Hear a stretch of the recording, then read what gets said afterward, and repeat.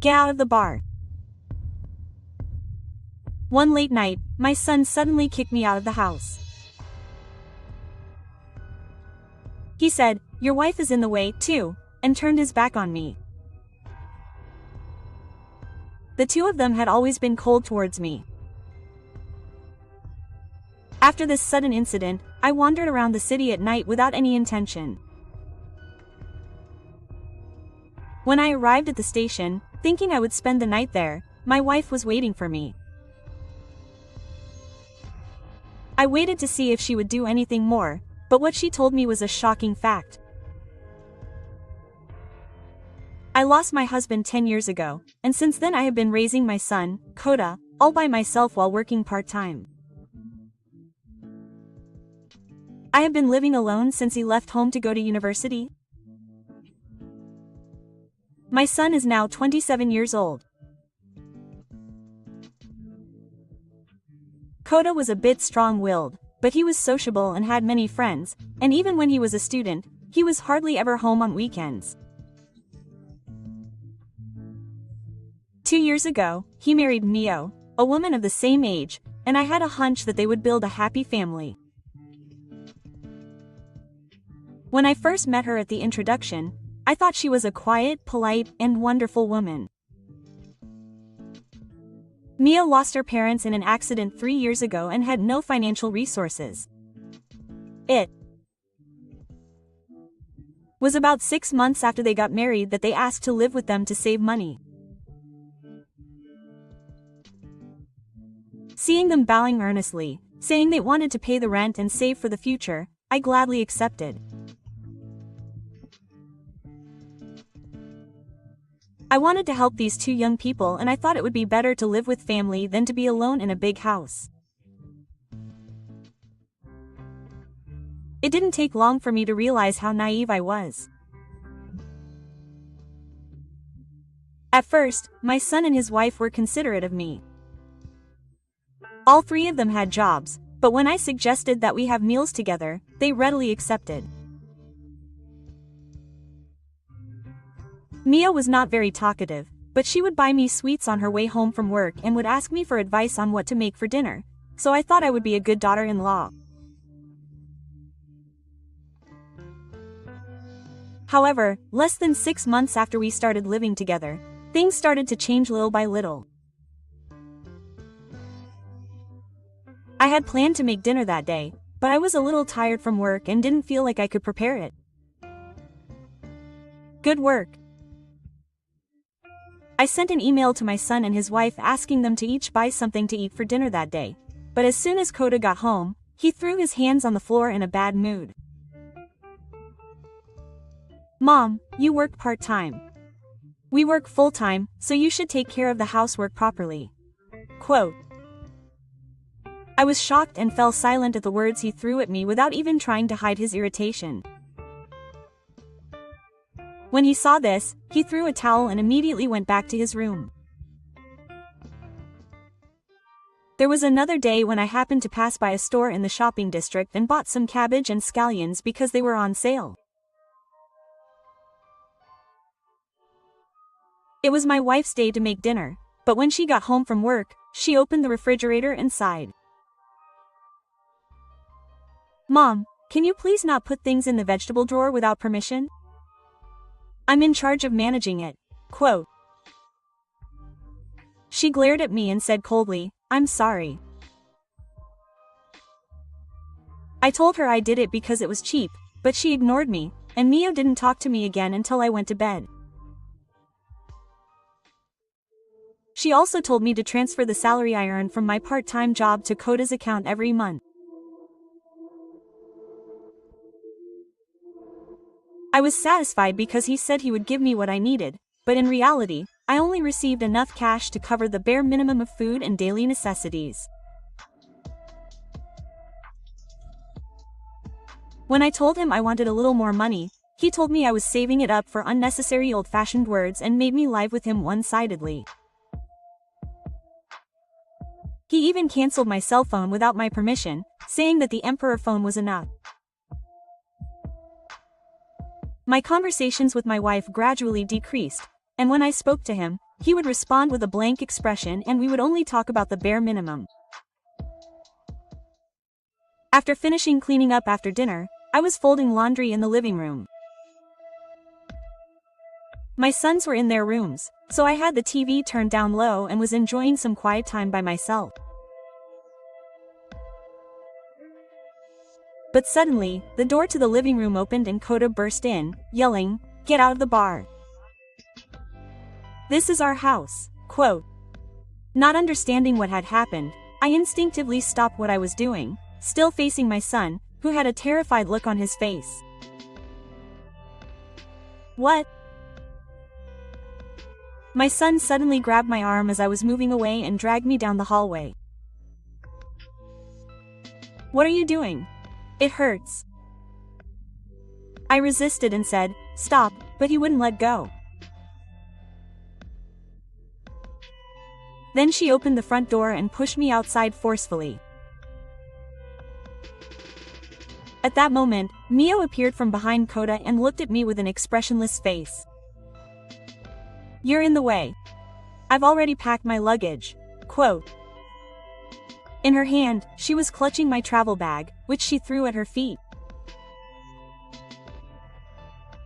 While I was confused, the door slammed shut and I immediately heard the sound of the door being locked from the inside. I hurriedly called the intercom, but there was no response. I knocked and called out, "Hey, open up," but there was no answer. It was late at night, so I called out to them repeatedly in a low voice, not wanting to disturb the neighbors, but there was no sign of the two of them coming out. I thought they might be able to get in through the window facing the garden, but I remembered that I had closed the shutters myself in the evening, and I let out a heavy sigh. Oh, my gosh. At that time, I was still in my pajamas and of course I didn't have my wallet. And when I looked inside the bag my wife had thrown, there were only a few clothes and no money.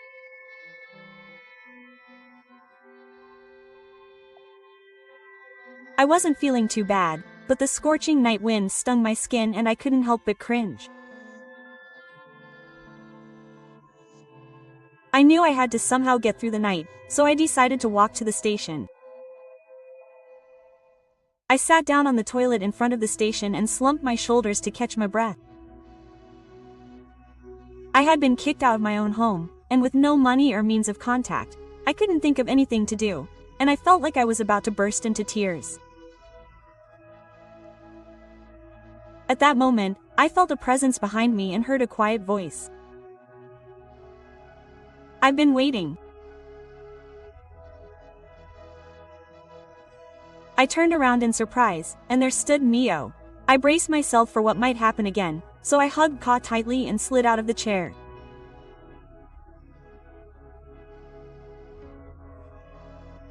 However, my wife took a step closer to my frightened self and told me something shocking. 10 minutes later, I was stunned by what Mio had to say.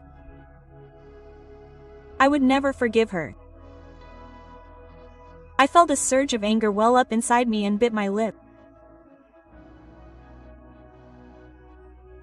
And I resolved to use the power in my hands to punish her. A few weeks later, I was standing in front of a certain place. I let out a sigh, put my hand on the door, and heard footsteps from the end of the hallway, and a person appeared, lurking in the distance. "Why did you come back? This is my house." Yes, I went to my house, and the person who appeared before me was my son, Coda. And behind him, Mio was also staring at me. "No, this is my house." Coda's face twisted at the words I said with a determined attitude, and he turned around and glared at his wife. "Hey, I told you to take the house key away." I raised my voice and scolded Mio, but she remained silent and looked down, not moving. "Are you disappearing?" My son grabbed his wife by the collar while yelling at her. When I saw that, I shouted at her to stop, and at the same time, Mio shook off Koda's hand. I will not do as you say anymore. She looked straight at her son and said it clearly. Perhaps because he had never been resisted before, Koda was clearly swaying in sync, his mouth opening and closing. My daughter-in-law passed by my son and stood next to me. The story Mio told me in front of the station on the day I was kicked out of the house was something I never imagined. She looked down with a tearful face and said, I really didn't want to do this. In fact, she was also a victim of her son. In the first place, Koda didn't come back to his parents' house for the school or to help with the family finances. He moved in with them to get his hands on the house and assets his father had left him. He even went so far as to get his hands on the survivor's pension and savings that I was receiving. Apparently, my son often told Mio when I wasn't around that the house would eventually become his. She was surprised because she thought he would save up and rent a place somewhere once he had enough money. And apparently, he made sure that not only me but also Mio would receive all of his salary. If they got divorced, he wouldn't have anywhere to go. There was no one to act as a guarantor, and he wouldn't be able to borrow money. Apparently, he made sure that I couldn't defy him. Apparently, when he first started managing my money, when people asked him what he was spending it on, he would say that he was using it for living expenses. However, the card camouflage that arrived at our house showed brand name goods, luxury watches, and bar bills, and it became clear that our earnings had been disappearing into Koda's entertainment. Apparently, Mio had told her that she was spending a bit too much. However, her son was nagging. Don't talk like you're better than me. It's thanks to me that we can live in this house, he yelled at her to shut her up. In fact, I had also asked Koda to check how much money I had saved. However, he coldly replied, what are you going to do if you know? I'll give it to you if you need it. Quote. Fearing that my wife and I, who were in the same situation, would become friends and join forces, my son secretly monitored our activities and told her not to get close to me. That's right. His debts must have ballooned during that kind of life. On the day Koda came home drunk, Mio laughed and said, I'm free. If I send him to the afterlife, I can have my house and money as I please. Quote. Upon hearing these words, my wife decided that it was dangerous to leave me at home. When you tried to kick me out, you didn't argue and pretended to obey Koda and protected me. When my son made sure I had left, he went off in a good mood to a bar run by a friend, so Mio immediately got in her car and followed me. Apparently, the bag she threw at me that time had a small GPS installed in it so that it could track my location. When I was speechless after hearing about your naughty behavior, Mio handed me an envelope. Inside was about 70,000 yen in cash and a handwritten note. I used that money to book a room at a business hotel and had my girlfriend, who had come by car, drop me off. That's right. There's someone I want to meet you. As soon as I made a phone call, the doorbell rang. And when I opened the front door, a man was standing there. Dressed in a black jacket and with a reserved demeanor, he looked us in the eye and nodded vigorously. The moment he saw that person, Koda's face went blank. T. Takuma Senpai. The note Mio gave me that day had the name Takuma Nishikura, his cell phone number, and the address of his company written on it. After checking into the hotel, I immediately called the person on the note and asked for his cooperation. Takuma was a junior at the workplace where I used to work. When he was a new employee and didn't know what to do, I taught him everything I needed to know about the job. He was earnest, learned quickly, and most of all, I was impressed by his attitude of listening seriously to what people had to say. After that, we worked together at the same workplace for 2 years, and he went independent and started his own company, and is now the president of the company where Mio works.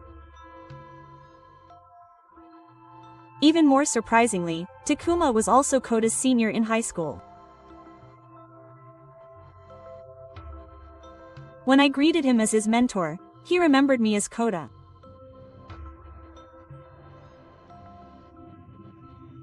My son and Takuma were members of the same sports club, and he had always hated crooked things and would never overlook a mistake.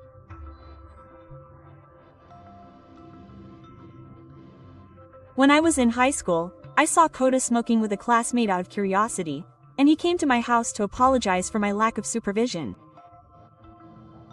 I still remember the image of him bowing deeply and saying, "I'm so sorry." I couldn't believe my mother and my senior knew each other. Tama-kun said that he was surprised because she had been acting so differently since they got married, so he asked her about it. His expression was calm, but I could clearly sense the anger hidden deep inside. When he muttered, "I never imagined Koda had fallen so low," my heart tightened. Hearing those words, I quietly handed my son a notebook, who couldn't hide his excitement. He picked it up and flipped through the pages, and his expression suddenly changed, and he started sweating.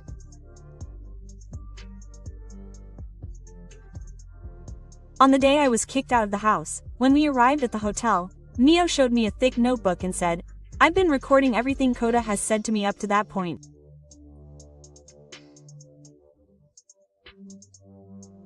When I read it, it was filled with detailed notes of my son's words and actions, along with the dates. "Give me all my salary. If you have a problem with it, get out. Don't talk back to me, someone like you." My hands trembled at the unbelievable words. However, when Mio saw me like this, she stopped the car on the side of the road and held my hand with both hands, saying, "Don't worry, Nishizono-san will help you." I snatched the notebook from Koda, who was frozen in place, and read the terrible words written there. His mouth twitched and his face became serious. "To begin with, this house is in my name. Can you please not just move in without the owner's consent?" I stared at Koda and told him clearly, as if to add insult to injury. "Wait a minute. You're his mother. It's only natural to lend your son the house. That's why I've let you live here up until now. But I refuse to accept the marriage." I replied in a low voice to Koda, who had changed his attitude from before and was now yelling at me in a haughty manner. Then Mio spoke quietly.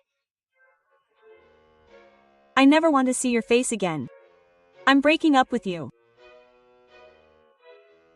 Then, our son, who had been pushed away by all of us, panicked and suddenly changed his attitude. "Everything up until now was just a whim.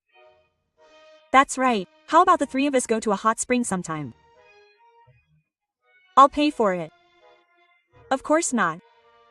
Oh, and the 4.5 million yen for living expenses that he took from me and Mio. And on top of that, 3 million yen in compensation. I'll demand a total of 7.5 million yen. I had no intention of taking any of this to Koda, who had been so smooching me. I told him bluntly.